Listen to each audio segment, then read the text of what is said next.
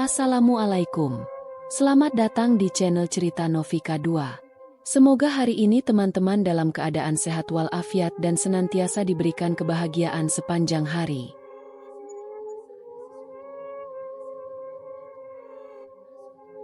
Mentari pagi menyorot hangat di langit Tegal.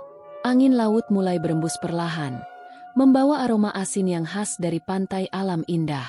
Di sebuah mobil keluarga berwarna perak, keluarga kecil tengah bersiap menikmati akhir pekan yang telah lama mereka rencanakan. Yah, ini pertama kalinya kita ke pantai setelah pindah ke kota, ujar Bu Ratna sambil merapikan topi bundar di kepalanya. Betul, Bu. Rasanya sudah lama sekali kita nggak liburan begini, sahut Pak Timan dari balik kemudi, sambil melirik senyuman istrinya dari kaca spion. Di bangku belakang, Dimas yang duduk dekat jendela tampak antusias memandangi jalanan yang mulai ramai. Laras, adiknya yang berumur 9 tahun, memeluk boneka kelincinya sambil menyanyikan lagu anak-anak pelan-pelan. Perjalanan menuju pantai tidak terlalu jauh, hanya sekitar 1 jam dari tempat tinggal mereka sekarang di kota Tegal.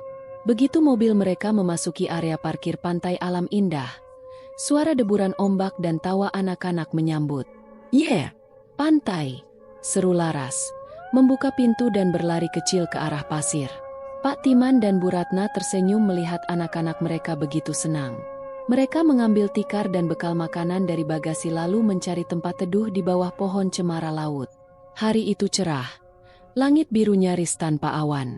Ombak tidak terlalu besar, cocok untuk bermain di tepi pantai.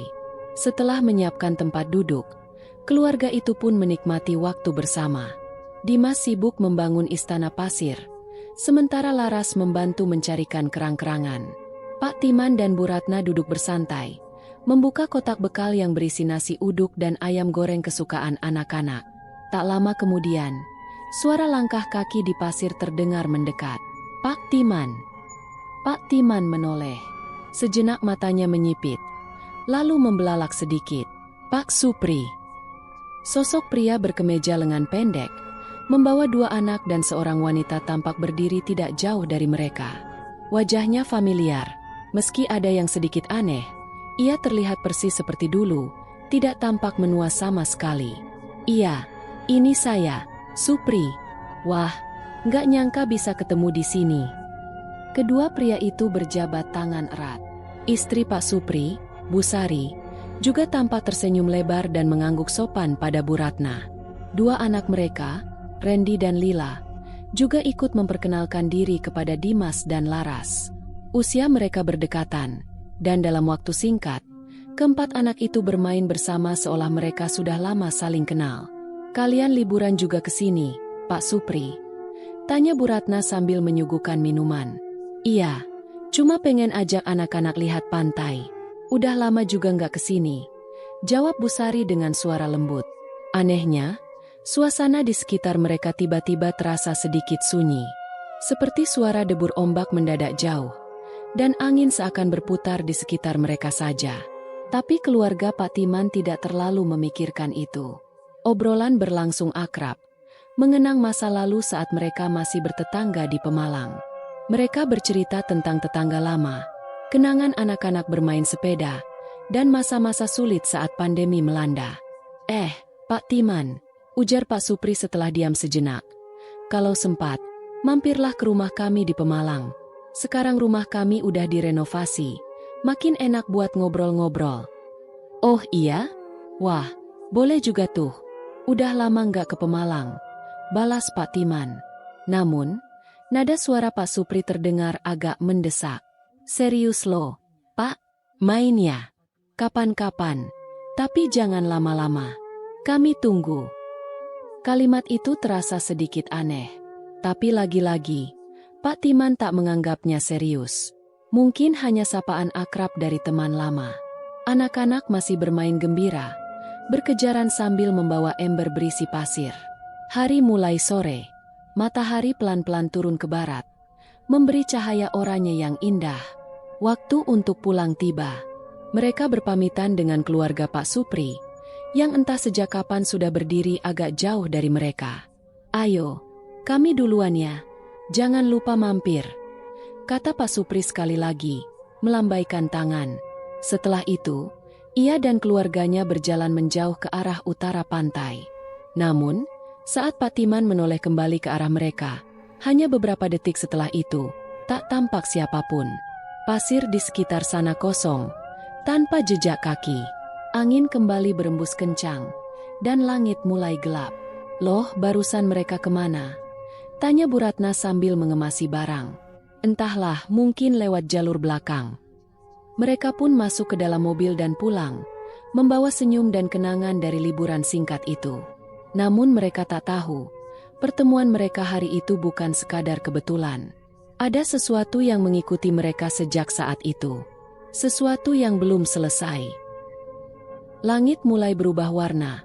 Semburat jingga menghiasi cakrawala saat matahari bersiap tenggelam.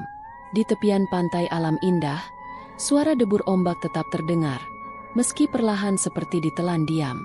Keluarga Pak Timan, yang semula hendak berkemas pulang, kembali duduk ketika Pak Supri mengajak mereka mampir makan bersama di sebuah warung seafood tak jauh dari bibir pantai. "Ayo, Pak Timan, sekali-sekali kita kumpul. Nostalgia. Anak-anak juga pasti lapar habis main pasir," bujuk Pak Supri sambil tersenyum. Namun ada sesuatu pada senyumnya yang terasa terlalu lebar, terlalu tenang. Pak Timan menoleh ke Bu Ratna. "Gimana, Bu? Sekalian aja." Bu Ratna mengangguk pelan. "Boleh, tapi jangan lama-lama ya. Kasihan Laras kalau sampai malam." Warung itu sederhana, beratap seng dengan meja-meja kayu panjang. Beberapa pengunjung lain tampak duduk makan, tapi suasananya terasa sepi. Entah mengapa, begitu mereka duduk bersama, hawa di sekitar tiba-tiba menjadi dingin, meskipun malam belum benar-benar datang. Dimas dan Laras duduk bersama Randy dan Lila, tampak berbincang akrab. Namun Laras sesekali melirik Randy dengan heran, seperti memperhatikan sesuatu yang tidak biasa. "Laras, kenapa?" bisik Bu Ratna. "Lila tangannya dingin banget tadi waktu pegang tangan aku," jawab Laras pelan. "Kayak es." Bu Ratna mengusap kepala Laras. Mungkin karena dia habis main air laut. Pak Supri memesan beberapa porsi ikan bakar dan cumi goreng tepung. Selama menunggu, ia mulai banyak bercerita tentang masa lalu, kenangan mereka di Pemalang, dan bagaimana ia sempat ingin pindah keluar kota tapi akhirnya kembali lagi ke rumah lamanya. Namun, yang membuat Pak Timan merasa janggal adalah penampilan keluarga Pak Supri tampak tidak berubah. Mereka terlihat persis seperti beberapa tahun lalu, tanpa keriput tambahan di wajah, tanpa tanda-tanda usia pada anak-anaknya. "Kok kamu awet muda banget, Pri?" canda Pak Timan, berusaha ringan. Pak Supri tertawa kecil. "Hehe, mungkin karena hidup saya sekarang lebih tenang." "Nang." Kata itu bergema aneh di telinga Pak Timan. Makanan datang, dan mereka mulai makan. Tapi di tengah obrolan hangat itu, Pak Supri kembali mengucapkan kalimat yang membuat suasana mendadak hening. "Pokoknya mampir ya, Pak, ke rumah. Di Pemalang. Kami semua nungguin." Nada suaranya kali ini serius. Matanya menatap Pak Timan lurus-lurus, terlalu dalam untuk sebuah ajakan biasa. Iya, nanti deh, kapan-kapan kalau sempat," jawab Pak Timan agak gugup, berusaha mengalihkan topik. Tapi beberapa menit kemudian, Pak Supri mengulang lagi. "Jangan lama-lama. Kami tunggu." Kalimat itu membuat Bu Ratna menoleh heran ke suaminya. Dimas, yang semula sibuk makan, mendadak merasa perutnya mual. Ia pamit ke toilet. Di sana, di depan kaca warung yang retak, Dimas mendongak dan melihat pantulan dirinya berdiri sendiri. Padahal ia yakin ada orang lain masuk bersamaan. Ia menoleh ke belakang. Kosong. Cermin itu tiba-tiba buram karena embun. Lalu perlahan muncul tulisan dari uap. "Kembali ke Pemalang." Dimas membelalak. Ia menggosok kaca dengan tangannya. Tulisan itu menghilang. Ia buru-buru keluar. Wajahnya pucat. "Mas Dimas kenapa?" tanya Laras ketika melihat kakaknya kembali ke meja. Enggak apa-apa. Tadi air di toiletnya aneh aja." Elaknya, makan malam itu selesai dengan cepat. Dan keluarga Pak Supri pamit lebih dulu. Mereka kembali mengulangi ajakan, dengan senyum yang entah kenapa kali ini terasa lebih dingin. "Jangan lupa ya, Pak, ke rumah kami. Kami semua akan sangat senang," ujar Busari. Nadanya nyaris berbisik. Randy dan Lila melambai. Dimas dan Laras hanya membalas pelan, masih merasa aneh dengan suasana itu. Setelah mereka pergi, angin laut kembali berembus kencang. Wajah Pak Timan tampak murung, dan Bu Ratna menatapnya sambil berbisik. "Pak, kamu ngerasa nggak ada yang aneh?" Pak Timan tidak langsung menjawab. Ia hanya mengangguk kecil. "Iya, mereka kayak bukan orang yang sama lagi." Matanya kosong. Malam itu di perjalanan pulang, suasana di dalam mobil sunyi. Tak ada yang ingin membuka pembicaraan lebih lanjut. Jalanan menuju rumah sepi dan berkabut. Tiba di rumah, Laras mendadak mimisan. Bu Ratna panik, buru-buru membersihkan darahnya. "Dia mimisan sendiri, Bu," tiba-tiba kata Dimas. Sementara itu, di kamar tidurnya, Pak Timan duduk di ranjang sambil menatap foto lama yang diambil sekitar 3 tahun lalu. Foto mereka sekeluarga bersama keluarga Pak Supri di depan rumah di Pemalang. Ia menatap foto itu lama. Tapi ada yang aneh. Wajah Pak Supri dan keluarganya di dalam foto itu tampak lebih gelap dari yang lain. Seperti bayangan. Dan kalau diperhatikan lebih seksama, mereka tidak menatap ke arah kamera, melainkan ke arah dia. Pak Timan menyimpan foto itu. Jantungnya berdebar. Malam semakin larut. Angin di luar jendela seperti berbisik. "Kami tunggu." Sudah 3 hari berlalu sejak mereka pulang dari pantai alam indah. Namun, suasana rumah keluarga Pak Timan berubah drastis. Bukan karena kelelahan setelah liburan, melainkan karena sesuatu yang tak bisa mereka pahami. Sesuatu yang perlahan merayap ke dalam kehidupan mereka. Hari pertama, Dimas mulai terlihat murung. Ia jadi sulit tidur, dan kantung matanya menghitam. Ketika ditanya, ia hanya menjawab singkat, "Cuma mimpi, Pak." Tapi aneh. Namun malam berikutnya, suara tangisan terdengar dari kamar Laras. Bu Ratna berlari ke kamar anak perempuannya itu. Laras duduk di ranjang. Wajahnya basah oleh air mata. Matanya memandang kosong ke dinding. Mereka manggil-manggil. "Bu," katanya pelan. "Siapa, sayang?" tanya Bu Ratna lembut, sambil memeluknya. "Pak Supri, Busari sama anak-anaknya. Mereka berdiri di depan rumah kita." Tangannya melambai-lambai, tapi matanya kosong. Bu Ratna merinding. Ia membawa Laras ke kamarnya dan menemaninya tidur malam itu. Esok harinya, saat merapikan kamar Laras, ia menemukan tumpukan kertas gambar di bawah meja belajar. Semua gambar menggambarkan hal yang sama. 4 sosok berdiri di depan rumah mereka. Wajahnya tidak jelas, hanya mata hitam dan kosong. Yang membuat darah Bu Ratna berdesir adalah salah satu gambar terakhir. Ada tulisan di bawahnya, dengan huruf besar dan tidak beraturan. "Main ke rumah kami." Bu Ratna menyimpan gambar itu dan menatap keluar jendela. Angin tiba-tiba bertiup pelan, membawa aroma melati. Padahal tidak ada bunga di rumah mereka. Ia menutup jendela dengan cepat dan segera mencari Pak Timan. "Pak, aku harus cerita sesuatu."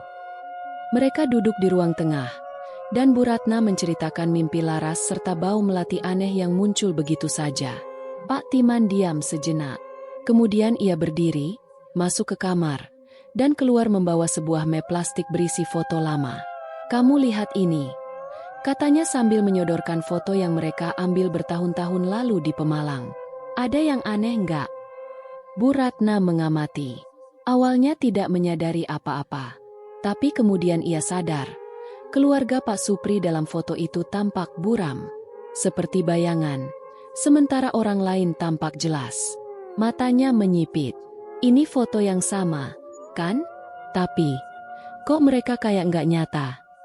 Pak Timan mengangguk. "Aku juga mimpi, Bu. 2 malam terakhir ini. Aku ketemu Pak Supri. Dia ajak aku ke rumahnya. Tapi bukan rumah seperti dulu. Rumah itu gelap, sepi, dan dingin sekali." Mereka saling bertatapan. Ketegangan tak terucap terasa menggantung di antara mereka. Hari berikutnya, suasana rumah semakin janggal. Pintu depan terbuka sendiri menjelang maghrib. Televisi menyala sendiri, menampilkan gambar saluran kosong dengan suara statis yang menyakitkan telinga. Dimas mulai bicara sendiri di kamar. "Aku harus ke sana. Mereka nunggu aku." Pak Timan mendobrak masuk dan menemukan Dimas berdiri di depan cermin dengan mata melotot. Ia seolah kerasukan. Pak Timan memeluk anaknya erat, membisikkan ayat kursi yang ia hafal. Dimas perlahan tenang, lalu pingsan di pelukannya. Bu Ratna menangis malam itu. Ia memohon agar Pak Timan mencari tahu apa sebenarnya yang sedang terjadi. "Aku nggak tahan, Pak. Ini bukan cuma mimpi. Ini nyata." Akhirnya, Pak Timan memutuskan untuk menyelidiki. Ia menelepon temannya yang masih tinggal di Pemalang, Pak Darto, seorang tukang servis elektronik yang dulu sering bertukar kabar dengannya. "Darto, aku mau tanya, kamu masih ingat keluarga Pak Supri, tetanggaku yang rumahnya di seberang jalan?" Terdengar diam beberapa detik di ujung telepon, sebelum suara Darto menjawab pelan. "Supri? Waduh, Pak Timan, saya kira Bapak sudah dengar kabarnya." "Kabar apa?" "Pak Supri sekeluarga sudah meninggal 2 bulan lalu.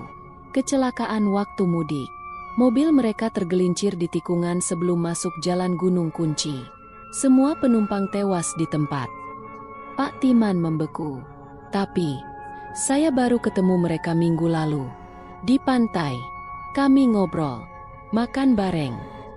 Suara Darto di seberang menjadi serak. "Itu tidak mungkin, Pak. Saya bahkan ikut ke pemakamannya. Semua warga tahu." Telepon terputus. Pak Timan terduduk lemas. Mulutnya gemetar. Yang mereka temui, yang makan bersama mereka, yang memanggil mereka lewat mimpi dan gambar, bukan manusia.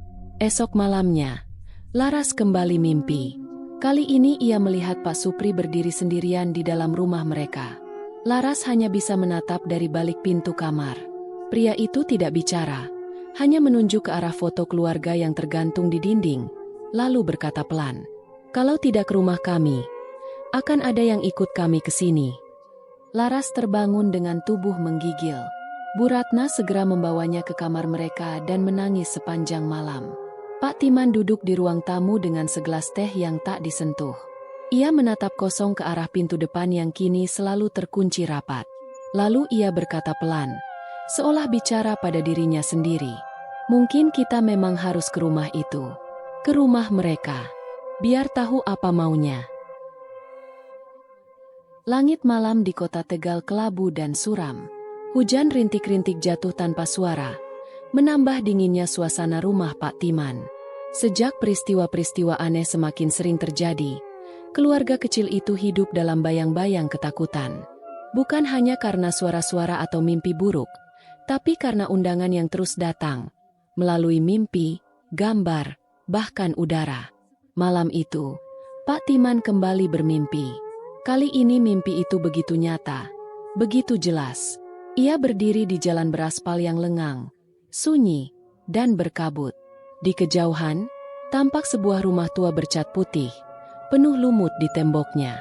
Ada cahaya redup dari dalam, dan di depan rumah itu, berdirilah Pak Supri, sendirian, memandangi Timan dengan tatapan kosong. "Mainlah ke rumah," ucapnya dengan suara rendah dan serak. "Kami tunggu di Pemalang." Suasana di sekitar Pak Timan berubah dingin. Nafasnya keluar dalam embun. Ia ingin melangkah, namun tubuhnya kaku. Hanya mata yang bisa bergerak, menatap lekat ke arah pria yang sudah seharusnya mati 2 bulan lalu. Pak Supri mengangkat tangannya, telunjuk menunjuk ke arah rumah. "Kami belum tenang." Tiba-tiba suara tangis anak kecil terdengar dari balik rumah itu. "Lila? Atau Randy?" Pak Timan terbangun dengan nafas terengah. Keringat dingin membasahi keningnya. Jam menunjukkan pukul 3.14 dini hari. Ia menoleh ke arah istrinya. Bu Ratna tertidur gelisah, alisnya berkerut. Laras dan Dimas di kamar masing-masing. Entah juga bermimpi atau tidak. Ia duduk di tepi ranjang, menatap jendela kamar yang mulai berkabut dari dalam. Lagi-lagi, bau melati samar memenuhi udara. Pagi harinya, suasana rumah tetap muram. Tak ada obrolan ceria seperti biasanya. Dimas tampak lesu dan diam, hanya menatap buku tulis di hadapannya. Di halaman belakang, Laras duduk di bawah pohon mangga, memeluk bonekanya erat sambil sesekali memandang langit. "Mas Dimas," panggil Bu Ratna lembut. "Kamu kenapa, Nak?" Dimas tak langsung menjawab. Ia hanya menunjuk ke atas meja ruang tengah. Di sana, terbuka sebuah album foto keluarga lama. Salah satu halaman terbuka pada foto yang mereka ambil di halaman rumah Pak Supri 3 tahun lalu. Bu Ratna mendekat. Saat melihat lebih jelas, ia menahan napas. Wajah keluarga Pak Supri di foto itu berubah. Warnanya pudar seperti kertas yang terbakar matahari. Mata mereka tampak hitam dan kosong. Kulit wajahnya memucat. Bahkan samar-samar terlihat seperti mengelupas. Tubuh mereka tampak seperti bangkai kering berdiri. Namun wajah keluarga Pak Timan masih terlihat normal di sisi foto. Bu Ratna menutup album itu buru-buru. Matanya berkaca-kaca. "Mas, ini bukan kebetulan lagi. Ini peringatan," gumamnya. Pak Timan mengangguk. "Aku tahu." Siang harinya, Laras menolak makan. Ia hanya berbisik pelan pada ibunya saat dibujuk. "Aku nggak mau makan kalau di rumah ini ada hantu." "Laras, nggak ada hantu di sini, Nak," hibur Bu Ratna sambil mengelus rambutnya. "Ada. Pak Supri duduk di sofa tadi malam. Aku lihat sendiri, dia senyum ke aku, terus bilang, 'Ayo ikut kami.' Aku nggak mau." Tangisan Laras pecah. Bu Ratna memeluknya erat. Di balik dinding kamar, Dimas mendengar semuanya. Malam itu, mereka semua tidur dalam satu kamar. Tak ada yang ingin berpisah. Namun bahkan kebersamaan tidak mampu mencegah gangguan. Sekitar tengah malam, suara ketukan terdengar di pintu depan. Pelan, tapi berirama. Tok, tok, tok. Pak Timan terbangun. Ia menoleh ke arah jam. Pukul 1.21. Tok, tok, tok.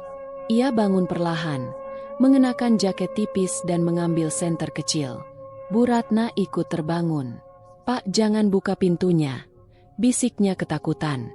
Pak Timan mengangguk, tapi tetap berjalan perlahan ke arah ruang depan. Ia menatap dari celah tirai jendela. Tak ada siapa-siapa. Namun saat ia menoleh ke lantai depan pintu, sebuah kertas lusuh tampak diselipkan di bawah pintu. Ia memungutnya perlahan. Tulisannya, "Kami tunggu sampai purnama. Jangan kecewakan kami." Tulisan itu tampak seperti ditulis dengan darah. Merahnya masih segar. Keesokan harinya, Pak Timan membawa keluarganya ke rumah Pak Ustadz Hadi di ujung gang. Lelaki paruh baya itu mendengarkan cerita mereka dengan hikmat. Pak Timan ini bukan gangguan biasa. Mereka bukan sekadar arwah penasaran. Ini arwah yang membawa tuntutan. Kalau tidak dipenuhi, bisa jadi mereka akan mengambil salah satu dari kalian. "Mereka mau apa, Ustadz?" tanya Bu Ratna gemetar. "Mungkin doa, atau mungkin penyampaian pesan. Tapi yang jelas, kalian harus datang ke tempat mereka, ke rumah mereka, agar bisa tahu. Kalau tidak mereka akan terus menunggu dan menjemput." Pak Timan menggenggam tangan istrinya erat. Ia mengangguk. "Aku akan ke Pemalang. Aku harus." Malam menjelang. Bulan separuh mengintip di langit. Pak Timan duduk sendiri di ruang tamu, menatap album foto yang kini setiap malam berubah. Entah bagaimana caranya, wajah keluarga Pak Supri di dalamnya terus berubah lebih menyeramkan. Terakhir kali, mulut mereka terbuka lebar, seolah menjerit tanpa suara. Ia membuka map kecil di samping meja. Di dalamnya tersimpan catatan jalan menuju rumah lama Pak Supri di Pemalang. Ia sudah tahu rute itu. Tapi sejak dulu, jalan yang harus dilalui dikenal angker. Bahkan sebelum kecelakaan Pak Supri terjadi, ada banyak kisah tentang pengemudi yang melihat sosok penumpang tak dikenal di kursi belakang, atau jalan yang berubah arah secara tiba-tiba. Namun kini, apa pilihannya? Ia tak bisa membiarkan keluarganya terus diteror. Dan dalam hati kecilnya, Ia merasa ada sesuatu yang harus ia selesaikan. Sesuatu yang sudah ditakdirkan. Dan saat ia kembali memejamkan mata malam itu, mimpi itu datang lagi. Kali ini, Pak Supri tidak sendiri. Di belakangnya, Bu Sari, Randy, dan Lila berdiri. Namun wajah mereka tak seperti dulu. Mereka tampak lelah, pucat, dan sedih.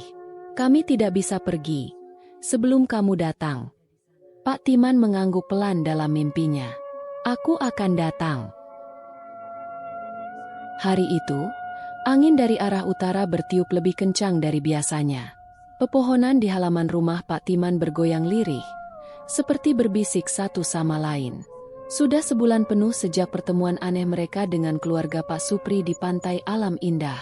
Dan selama itu pula, malam-malam keluarga Timan dipenuhi teror. Mimpi buruk, ketukan pintu, suara tawa anak kecil di tengah malam, gambar laras yang semakin kelam, dan foto-foto lama yang berubah sendiri. Satu hal yang tidak pernah berhenti, suara-suara yang terus memanggil, "Kami tunggu. Jangan kecewakan kami." Hingga akhirnya pagi itu, Pak Timan berdiri di depan cermin dan berbicara kepada bayangannya sendiri. Sudah cukup, kita harus pergi ke Pemalang. Perjalanan ke Pemalang dilakukan pagi-pagi, ketika matahari baru setengah naik. Udara terasa dingin, tidak seperti biasanya. Dimas duduk di kursi belakang bersama Laras, yang tak lagi banyak bicara sejak malam terakhir. Ia hanya memeluk boneka kelincinya erat-erat. Sesekali, matanya melirik keluar jendela seolah takut sesuatu mengintai dari balik pohon-pohon. Bu Ratna memegang tas kecil berisi air doa, beberapa ayat suci dalam tulisan tangan Pak Ustadz Hadi, dan foto keluarga Pak Supri. Meski hatinya diliputi takut, ia tahu mereka harus menyelesaikan ini bersama-sama. Mereka menyusuri jalan lintas Tegal Pemalang. Jalanan itu tak begitu ramai, namun kesunyian justru membuat semuanya terasa mencekam. Ketika memasuki wilayah hutan kecil menjelang perbatasan, aroma khas tanah basah dan dedaunan busuk menyergap. Pak Timan memperlambat laju mobil. Ini jalan tempat kecelakaan itu. Ya, gumamnya pelan. Dimas menoleh, menatap jurang kecil di sisi kiri jalan. Benar, Pak. Aku pernah lihat di berita. Mobil mereka jatuh di tikungan itu. Bu Ratna menggenggam tangan Pak Timan, berusaha menahan rasa takut yang merayap naik ke tenggorokan. Mereka sampai di Pemalang menjelang tengah hari. Kota itu masih terasa sama, ramah dan sederhana. Namun ketika memasuki gang kecil yang mengarah ke rumah Pak Supri dulu, hawa udara mendadak berubah. Seolah ada kabut halus yang tidak terlihat menyelimuti kawasan itu. Mobil berhenti di depan rumah tua bercat putih. Catnya kini memudar. Beberapa bagian tembok ditumbuhi lumut hijau. Pagar kayu tampak reot dan berderit pelan saat Pak Timan membukanya. Mereka berdiri beberapa saat di depan rumah itu. Sini. Tak ada suara anak kecil. Tak ada kehidupan. Jendela-jendela tertutup rapat. Seperti rumah itu telah lama ditinggalkan. Namun anehnya, pintu utama sedikit terbuka. "Pak, jangan dulu masuk," bisik Bu Ratna. "Kita tanya tetangga dulu, ya." Pak Timan mengangguk, lalu melangkah ke rumah sebelah. Ia mengetuk pintu. Seorang ibu tua membuka sedikit. Lalu begitu melihat wajah Pak Timan, matanya membelalak. "Pak Timan, astaga sampean kok kesini?" "Saya mau ketemu Pak Supri, Bu. Saya kemarin sempat bertemu mereka di Tegal." Ibu itu memegang dada. Wajahnya langsung pucat. "Gusti Allah, Pak Supri sekeluarga sudah meninggal, Pak. 2 bulan lalu. Kecelakaan waktu mudik." Pak Timan menahan napas. "Tapi, kami makan bareng di pantai. Ngobrol panjang lebar. Anak-anak juga ketemu mereka." Ibu itu tampak terguncang. "Pak, semua warga di sini tahu kabar itu. Kami bantu urus jenazahnya. Rumah ini kosong sejak saat itu. Bahkan sekarang, warga banyak yang takut lewat depan rumah ini kalau malam." Pak Timan perlahan berjalan kembali ke rumah itu. Laras mulai gemetar. "Aku nggak mau masuk, Bu. Aku takut." Dimas menggenggam tangan adiknya. Tenang, Ras. Kita bareng-bareng. Mereka berdiri di ambang pintu. Aroma kuat bunga melati menyeruak dari dalam. Pak Timan mendorong pintu perlahan, yang terbuka tanpa suara. Ruang tamu itu gelap. Langit-langitnya dipenuhi jaring laba-laba. Di pojok ruangan, ada meja kecil dengan beberapa bingkai foto yang berdebu. Salah satu bingkai menampilkan foto keluarga Pak Supri, sama seperti yang mereka lihat di album mereka. Tapi wajah-wajah dalam foto itu kini jelas menunjukkan kesedihan. Tidak seperti senyuman yang mereka ingat di pantai. Bu Ratna melangkah perlahan. Mereka memang belum tenang. Pak Timan mengangguk. Ia duduk di tengah ruangan, mengambil air doa dan mulai membaca ayat-ayat suci dengan pelan. Suaranya menggema di ruangan yang hening. Tiba-tiba, angin dingin menyapu lewat jendela yang terbuka sendiri. Gorden melambai. Laras mulai menangis pelan. Kemudian terdengar langkah kaki dari arah lorong rumah. Bu Ratna memeluk Laras erat. Dimas berdiri menatap arah suara. Pak Timan tetap membaca, meski suaranya mulai bergetar. Dari kegelapan lorong, muncul sosok Pak Supri. Namun kali ini tidak seperti yang mereka lihat di pantai. Wajahnya pucat, matanya cekung, dan kulitnya seperti tembus cahaya. Ia berdiri diam, lalu di belakangnya muncul Bu Sari, Randy, dan Lila, dengan wajah yang sama, penuh luka dan kehampaan. Kami cuma ingin dikenang dengan doa, bisik suara Pak Supri yang kini parau. Pak Timan menunduk, matanya berkaca-kaca. Maafkan kami, Pri. Kami tak tahu. Kami tidak tahu kalian sudah tiada. Pak Supri mengangguk pelan. Kami ingin kalian tahu dan doakan dengan ikhlas. Itu saja. Lalu satu persatu, bayangan mereka mulai memudar, seperti kabut yang tersapu angin. Tapi sebelum benar-benar hilang, Lila menoleh ke arah Laras dan tersenyum. Laras, yang sejak tadi menunduk, kini memandang ke arah senyum itu dan berkata pelan, "Aku akan doain kalian. Aku janji." Dan kemudian mereka semua hilang. Rumah itu kembali sunyi. Namun kini suasananya berbeda. Lebih ringan. Lebih damai. Bu Ratna menggandeng Laras keluar. Dimas menyusul. Pak Timan berdiri terakhir, menatap ruangan kosong itu dengan mata lembab. Mereka hanya ingin tenang, bisiknya pelan. Saat mereka keluar dari rumah, angin berembus pelan. Pohon di halaman depan bergoyang lembut, dan di udara, aroma melati perlahan menghilang. Hari itu langit pemalang mendung, meski tak turun hujan. Rumah tua milik almarhum Pak Supri perlahan ditinggalkan oleh keluarga Pak Timan. Meski suasana batin mereka masih diliputi keterkejutan dan perasaan aneh, ada kelegaan kecil yang menyusup di antara rasa takut dan penasaran. Namun satu hal masih mengganjal. Mereka belum tahu secara pasti apa yang sebenarnya terjadi. Dan bagi Pak Timan, segala yang telah mereka alami sebulan terakhir baru akan benar-benar masuk akal jika ia mendengar langsung cerita dari saksi, seseorang yang menyaksikan sendiri kabar duka itu saat terjadi. Tak jauh dari rumah Pak Supri, berdiri rumah kecil semi permanen, dengan halaman yang dipenuhi pot-pot tanaman bunga yang mulai layu. Pak Timan, Bu Ratna, Dimas, dan Laras melangkah pelan menuju rumah itu. Di balik pagar, seorang lelaki tua duduk di kursi kayu usang, ditemani secangkir teh dan rokok kretek yang belum menyala. Ia menatap mereka dengan mata yang tampak mengenal. "Pak Timan," sapanya pelan. "Lama tak jumpa, Nak." Pak Timan mengangguk. "Pak Raji, masih ingat saya?" Pak Raji berdiri dengan susah payah, lalu mempersilakan mereka duduk di teras. Ia menyodorkan bangku plastik dan menuangkan teh tambahan dari termos kecil. "Ya Allah, saya pikir sampean udah pindah jauh," ujarnya. "Tumben kesini lagi." Pak Timan menatap Pak Raji dalam-dalam, lalu berkata tanpa basa-basi, "Kami barusan dari rumah Pak Supri. Pak, mau ziarah, sekalian mencari tahu lebih pasti. Apa benar beliau sekeluarga sudah?" Pak Raji menarik napas panjang. Wajahnya berubah sendu. "Iya, Nak. Supri sekeluarga, semuanya meninggal 2 bulan lalu." Tepat seminggu sebelum Lebaran. Bu Ratna menggenggam tangan Laras. Dimas menunduk.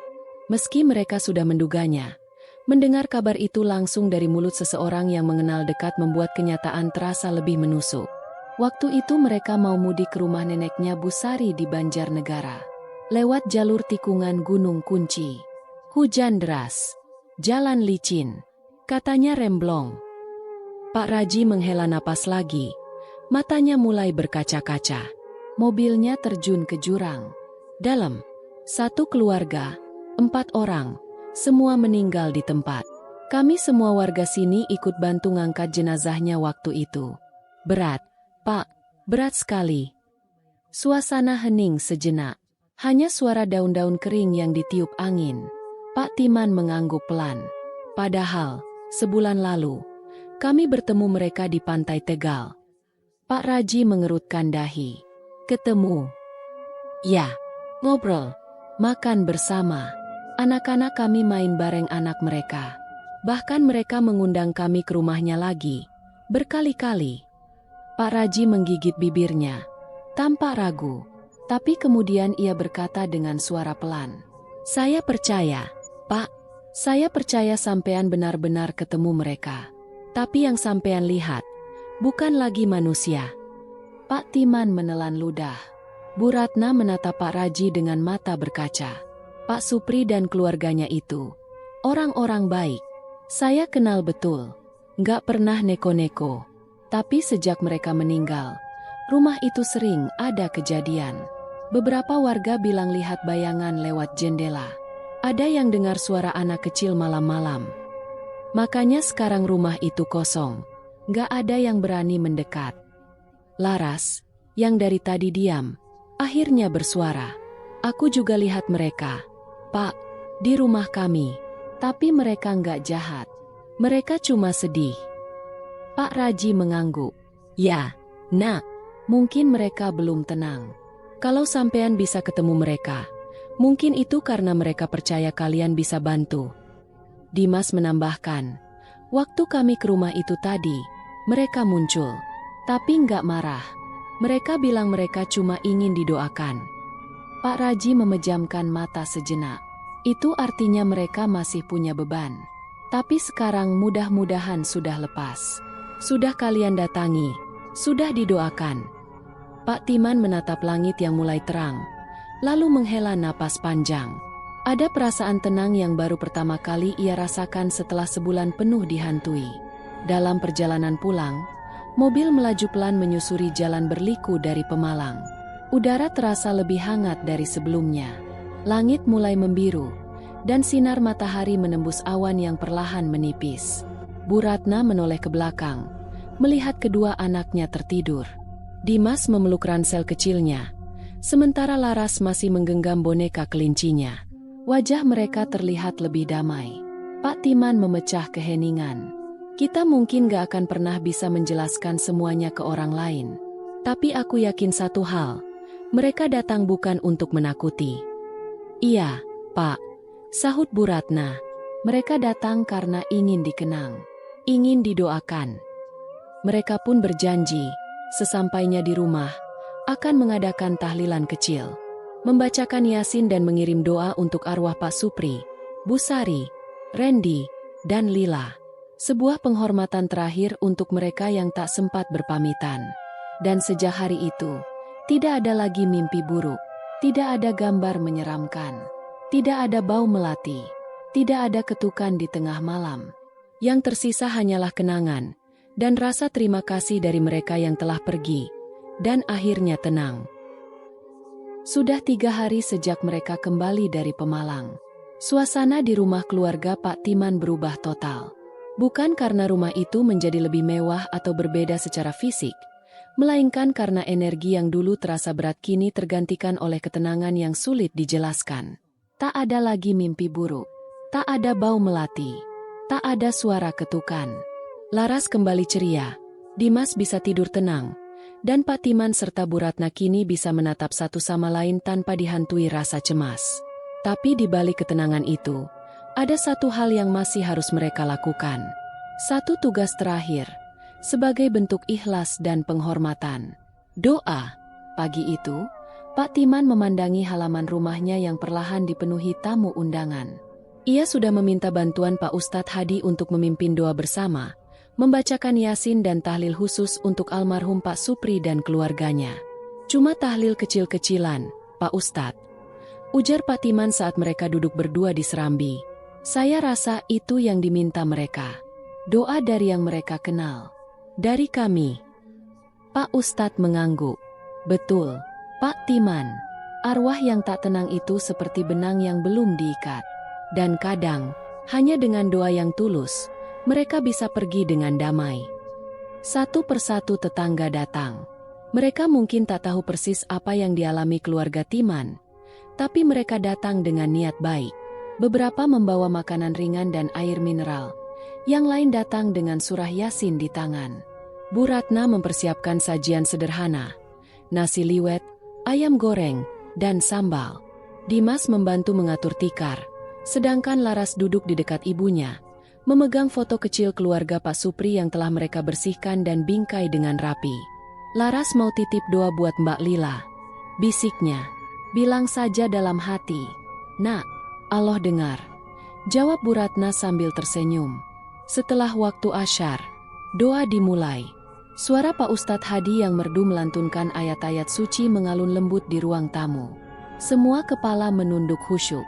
Laras menutup mata sambil memeluk bonekanya. Dimas duduk diam. Bibirnya ikut berkomat kamit. Pak Timan merasakan sesuatu yang berbeda saat membaca surah Yasin. Bukan rasa takut seperti sebelumnya, tapi keharuan. Setiap ayat seperti menjadi jembatan antara dunia dan alam lain, mengalirkan keikhlasan, melepas rasa bersalah, dan menggantinya dengan ketenangan. Ketika tahlil mencapai bagian terakhir, Pak Ustadz menyebutkan nama. Almarhum Supri bin Marwan, almarhumah Sari binti Kamto, almarhum Rendi bin Supri, almarhumah Lila binti Supri. Semoga Allah menerima amal mereka, mengampuni dosa mereka, dan menempatkan mereka di sisi terbaiknya. Beberapa orang menyeka air mata, termasuk Pak Timan sendiri. Ia merasa seperti sedang melepas kawan lama yang pergi tanpa sempat berpamitan. Malamnya, setelah semua tamu pulang, keluarga Pak Timan duduk berempat di ruang tengah. Tak banyak kata diucapkan. Mereka hanya menatap bingkai foto yang diletakkan di atas meja kecil, dikelilingi lilin aromaterapi dan setangkai melati segar yang dipetik Bu Ratna dari halaman tetangga. Laras, mau bilang apa ke Mbak Lila? Tanya Bu Ratna sambil memeluk anak perempuannya. Laras tersenyum kecil. Makasih udah ngajak aku main di pantai. Maaf kalau aku takut. Sekarang, aku udah doain kalian semua. Pak Timan mengusap kepala Dimas. Mas, kamu baik-baik aja sekarang? Dimas mengangguk. Aku sempat marah. Tapi sekarang aku paham. Kadang yang kelihatan seram itu bukan berarti jahat. Pak Timan tersenyum. Kamu benar, Nak. Malam itu, semua tidur dengan tenang. Tak ada suara ketukan. Tak ada mimpi aneh. Tapi justru dalam mimpi terakhir yang datang kepada Pak Timan, semuanya menjadi penutup yang sempurna. Ia berdiri di tepi sebuah padang rumput luas, dengan langit senja yang memerah indah. Angin berembus hangat, berbeda dari biasanya. Di kejauhan, tampak sebuah jalan yang mengarah ke cahaya putih. Lalu muncullah mereka, keluarga Pak Supri. Wajah mereka kini berbeda. Bukan lagi pucat, bukan lagi menyeramkan, tapi bersinar lembut, damai, dan penuh kehangatan. Pak Supri melangkah ke depan, tersenyum, dan menunduk hormat. Terima kasih, Timan, katanya. Kami sudah tenang. Karena kamu, karena keluargamu. Pak Timan hanya mengangguk. Matanya basah. Bu Sari melambai pelan ke arah Pak Timan, sementara Rendi dan Lila berlari kecil menyusuri padang rumput. Mereka tertawa. Bebas. Bahagia. Lalu satu persatu, mereka berjalan menuju cahaya itu. Larut ke dalamnya, hingga tak tampak lagi. Pak Timan terbangun keesokan paginya dengan senyum di wajahnya. Ia tahu, semuanya telah selesai. Sejak hari itu, rumah keluarga Timan kembali menjadi tempat yang damai. Tak ada lagi bayang-bayang. Tak ada lagi gambar-gambar misterius. Namun setiap malam Jumat, Laras dan Dimas akan membantu menyiapkan doa untuk keluarga Pak Supri. Sebuah rutinitas kecil yang dilakukan dengan hati yang lapang. Karena mereka tahu, yang sudah tiada hanya butuh dikenang. Dan dikenang dengan doa yang tulus adalah cara paling indah untuk melepas.